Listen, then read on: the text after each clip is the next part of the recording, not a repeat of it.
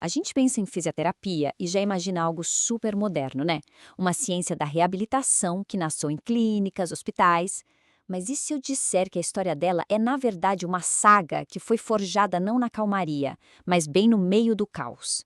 No meio das maiores crises da humanidade. É isso mesmo. De campos de batalha a epidemias devastadoras, é essa jornada surpreendente que a gente vai desvendar agora. Parece um quebra-cabeça, não é mesmo? O que é que conecta eventos tão brutais, tão distantes, com aquele tratamento que alguém recebe hoje para uma dor nas costas?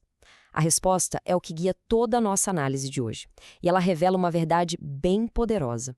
A necessidade, muitas vezes uma necessidade desesperada, é o que de fato move a inovação na saúde. Bom, nossa história começa, olha, muito, mas muito tempo atrás. As raízes da fisioterapia são surpreendentemente antigas, só que o progresso não foi uma linha reta, sabe? Muito pelo contrário. Teve uma longa era em que todo conhecimento sobre o corpo humano simplesmente mergulhou na escuridão. Ok, vamos dar uma olhada nisso aqui. A ideia de usar movimento e a natureza para curar é, nossa, quase tão antiga quanto a civilização. Lá na China e na Índia antigas, o foco já era em exercícios respiratórios. Na Grécia, o famoso médico Galeno já usava ginástica para corrigir postura. E agora, o detalhe mais fascinante de todos: tem registros do uso de peixes elétricos para tratar a dor. Pensa só nisso. É basicamente um precursor da eletroterapia, só que milhares de anos atrás. Então, tudo mudou. Na Grécia Antiga, com Hipócrates, a saúde era vista como um equilíbrio, um processo natural do corpo. Só que com a chegada da Idade Média na Europa, essa visão racional foi completamente abandonada. A doença deixou de ser um problema do corpo para se tornar um castigo de Deus, uma questão de fé, de pecado. E o ponto crucial é este: a ciência foi deixada de lado.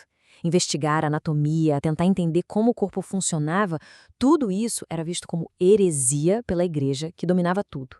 A responsabilidade pela cura saiu das mãos dos médicos e foi para as mãos dos religiosos.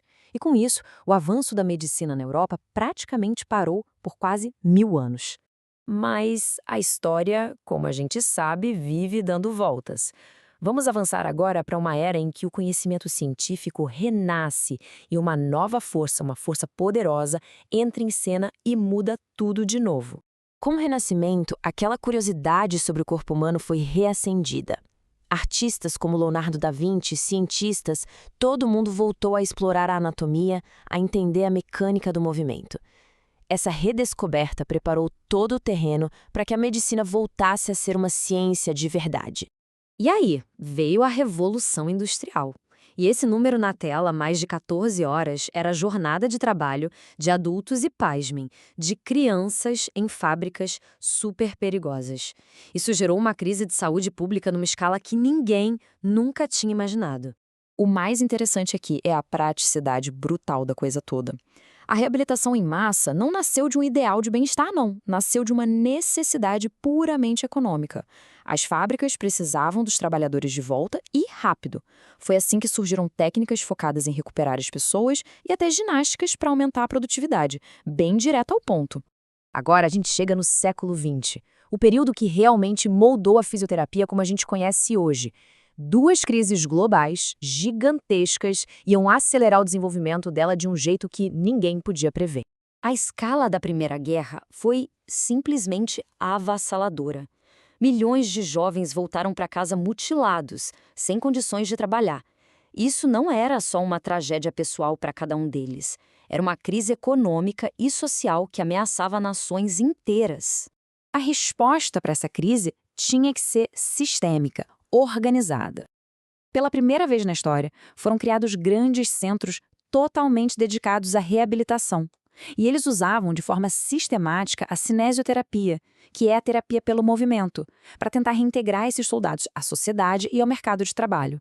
E quando o mundo ainda estava tentando se recuperar das feridas da guerra, outra catástrofe apareceu no horizonte: a poliomielite, uma doença viral que causa paralisia, principalmente em crianças, e que começou a se espalhar em surtos que aterrorizaram o mundo todo. E para a gente ter uma ideia da escala do problema, só na epidemia de 1916, lá nos Estados Unidos, esse número representa as mais de 27 mil pessoas que foram infectadas. Milhares morreram e muitas outras ficaram com sequelas permanentes. Isso criou uma demanda gigantesca e urgente por uma resposta terapêutica especializada. Bom, vamos ver agora como é que todo esse movimento global chegou e se desenvolveu por aqui, no Brasil, levando à criação de uma profissão da saúde completamente nova e essencial. Esse cronograma aqui mostra direitinho como foi essa jornada até a fisioterapia se tornar uma profissão de verdade. Começou com serviços pioneiros, lá em hospitais de ponta, como o Instituto do Rádio e o Hospital das Clínicas. Depois vieram os cursos universitários, que prepararam o terreno para o grande marco em 13 de outubro de 1969, o reconhecimento oficial da profissão por lei. E, claro, logo em seguida veio a criação dos conselhos para organizar e fiscalizar tudo. E olha que interessante, assim como a prática da fisioterapia evoluiu, a nossa própria ideia do que significa ter saúde passou por uma transformação radical. A gente deixou para trás uma visão bem limitada para abraçar algo muito, muito mais amplo. Por muito tempo, a saúde foi vista assim, por esse prisma, o modelo biomédico. A lógica era bem direta. Se não tem uma doença que a gente possa medir ou ver, então a pessoa tem saúde.